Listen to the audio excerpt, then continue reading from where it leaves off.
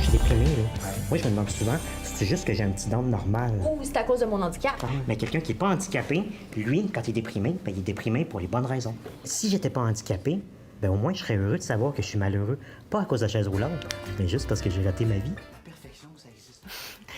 C'est un extrait de la série humoristique Vestiaire que vous venez de voir, une série qui va être présentée à partir de mercredi. C'est sur les ondes d'Ami Télé.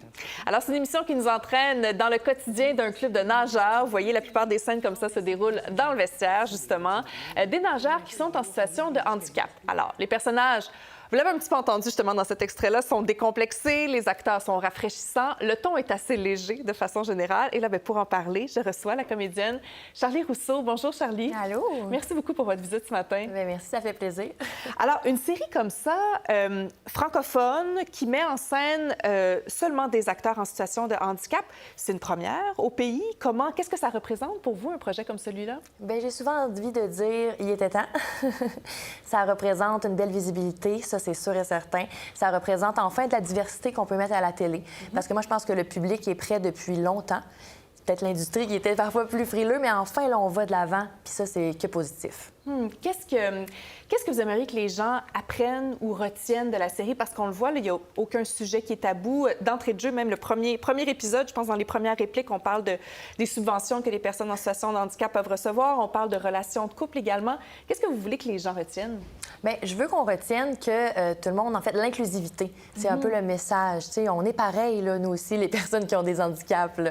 Puis on a les mêmes sujets de conversation. Puis, justement, c'est décontracté. Puis on fait des blagues entre nous. On a une belle légèreté aussi entre nous. Ça s'est reflété dans le tournage, mais également dans la vraie vie. Là. Tu sais, donc, c'est ça que je veux que les gens y retiennent, qu'on peut être, nous aussi, dans la normalité à 100 %. Qu'est-ce que ça aurait pu changer pour vous, pour la jeune Charlie? Si vous aviez vu une série comme ça en grandissant, qu'est-ce que ça vous aurait apporté? Bien, je pense encore plus de motivation à poursuivre, notamment dans le métier dans lequel je suis, dans les communications. Ouais, une source de motivation, clairement, un modèle, puis j'aurais aimé ça.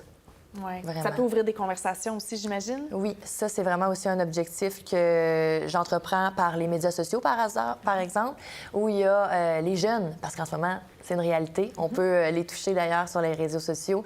Puis j'espère que ça va amener des conversations, tu sais, au souper, là, petites conversations, démystifier des choses, puis d'en ouvrir d'autres, évidemment. Charlie, tantôt, vous avez dit les gens étaient prêts pour une série comme celle-là, peut-être, mais c'est l'industrie qui n'était pas prête. Quelle est la place actuellement des acteurs en situation de handicap dans les séries habituelles? Mais je trouve qu'il n'y en a pas beaucoup. On en voit de plus en plus. On parle beaucoup de diversité à la télé en général depuis les dernières années. Puis c'est vrai qu'on fait une belle place à la diversité de tout type. Cependant, au niveau des handicaps, c'est souvent la personne avec l'handicap qui va jouer l'handicapé.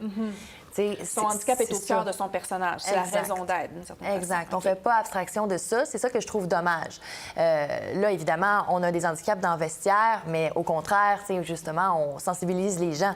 Sauf que j'aimerais ça pouvoir voir des gens avec des handicaps à la télé qui ne jouent pas juste des rôles avec des handicaps. Je comprends. Vous, c'était une première, justement, un rôle, un premier rôle comme ça, avec texte, justement, comme on disait, dans une série. Est-ce que ça vous a donné la piqûre pour poursuivre là-dedans? Définitivement, vraiment. En fait, c'est un défi personnel, aussi un petit test. Je voulais voir si j'étais capable, parce que, tu sais, des textes, c'est bien beau, mais il faut les retenir. Hein? Et il faut parfois choisir entre le sommeil et apprendre des textes. Oui. Mais c'est un beau défi. J'ai adoré ça. Puis je pense que j'ai une certaine facilité également, fait que je veux définitivement pouvoir répéter l'expérience. Est-ce qu'il y avait certaines adaptations sur le plateau, justement, pour pouvoir accommoder tous les comédiens? Oui, il y en avait, en fait, parce que tout le monde était au courant que, bon, on n'était pas à la base des comédiens, mais qui sont nécessairement habitués, mais pour nous faciliter la vie, littéralement une équipe aux petits soins, là. Donc, j'ai pas d'exemple qui me viennent en tête, mais c'était très, très, très inclusif. Oui. Est-ce que, même je crois, parce que non seulement les comédiens, donc, en situation de handicap, mais non seulement les gens devant la caméra, mais à l'arrière également. Oui, sous plusieurs sphères. Donc, dans l'équipe technique, il y avait aussi au texte. Il y a des gens... On a voulu mettre la diversité de l'avant dans toutes les sphères de ce projet-là, pas juste devant la caméra. Puis ça, je trouve ça encore meilleur. C'est la série Vestiaire. C'est une adaptation d'une série française, en fait, qui a fait 13 saisons. Est-ce que vous seriez prête à continuer comme ça pendant 13 ans, cette série? Bien, ce serait un rêve, c'est sûr. Un objectif, ce serait fou. C'est sûr qu'en France, le format est différent. Donc, ils le font sous forme de plus petites capsules. Mais c'est définitivement, là, si c'était quelque chose qui peut marcher, on va commencer en espérant une saison 2.